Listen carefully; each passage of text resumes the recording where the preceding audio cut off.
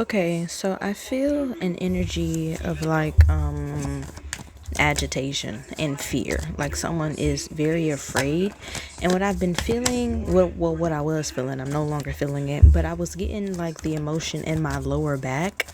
So I wanted to tap in to see what else was coming from this energy, but it's definitely a fear. You are much more intimidating than what it is that you may think. This has to do with some information that you're holding on to that people are wondering what it is that you're going to do with this information. Now, this is not something that controls your every thought, your every move. It's not, God is saying it's not something that dictates the steps that you make. But what I am seeing here is that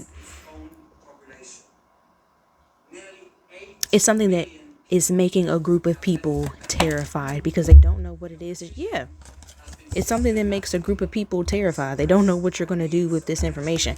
With the Three of Pentacles here, these were people that you worked with at one point. It was not a collaboration. It wasn't even a real deep friendship, but it's something that definitely has them fearful. These people are viewing you as you are. You are someone who is very skilled. You are someone who is a mastermind. You are someone who is a wordsmith as well, but you're not nearly as malicious as these people are, painting you out to be. These people are folks who pride themselves on their sex cults, is what I'm getting here. These are people who is overly freaked out.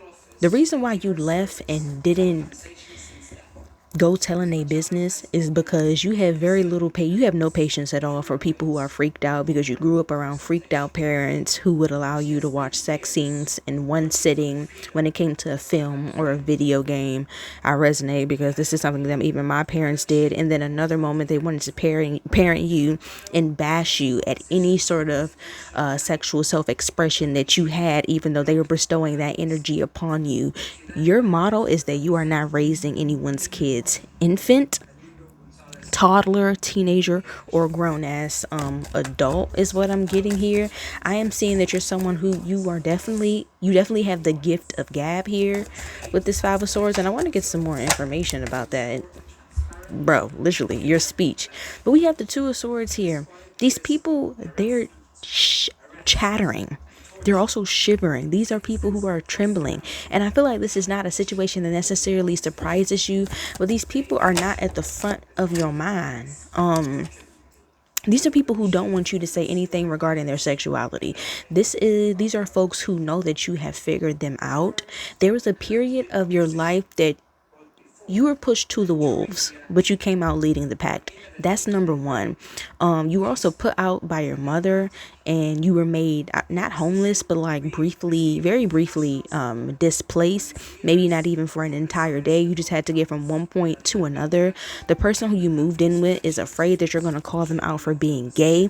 During this time period, you really seen the darkest parts of the world, and a lot of people took advantage of you sexually, but they did not actually get their hands on you. So the fact that you have made it out and you're away really puts them in a state of fear, because they feel like they want to hide. One person in particular, it could be multiple. Okay, God says it's multiple people want to hide in the crevices of a woman, so they are not known as your abuser. But that's never going to change what it is that they did to you. And the truth has already, come out. I'm getting these people were being monitored the entire time, because you are someone, that has been monitored during this time period when you was making a name for yourself, getting back up on your feet.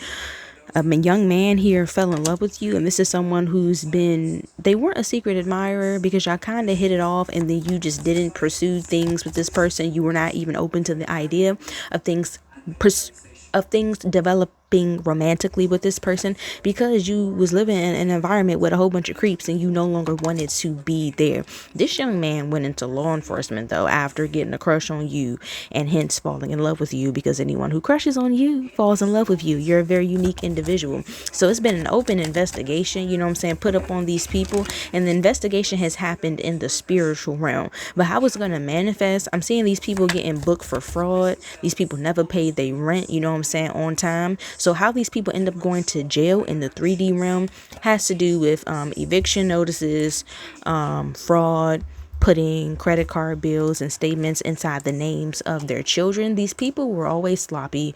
They were never masterminds, not near as intelligent as you, and they were always involved in some form of child neglect. So that's how these people is going to get in trouble, essentially. And they literally feel it, like they feel the ending basically following them everywhere it is that they go, but they're seeing it as your energy, and they're just like, I hope they don't make a post about me, I hope they don't see me anywhere, even though they're actively talking shit about you behind your back. But God says the situation has already been uncovered. As far as this King of Swords, yeah, girl, it seems like you definitely have an admirer here. This is somebody who is a hard worker. They're a very honest person. They're in the gym a lot because they think you like thick guys, they think you like guys who are big.